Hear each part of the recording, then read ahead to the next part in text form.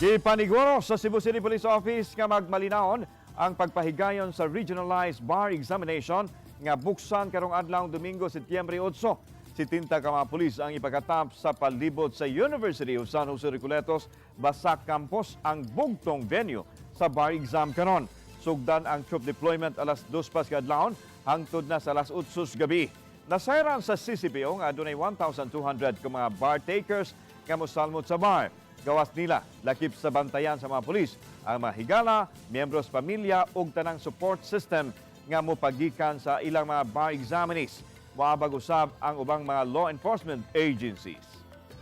There are also some other agencies na partner nato nini. Just like before, we have the CCDRMO, we have the CCTO, we have the Coast Guard, and other BFP and other partner agencies nato to ensure the safety and security of all the bar examinees and their loved ones and those who want to support or show their support.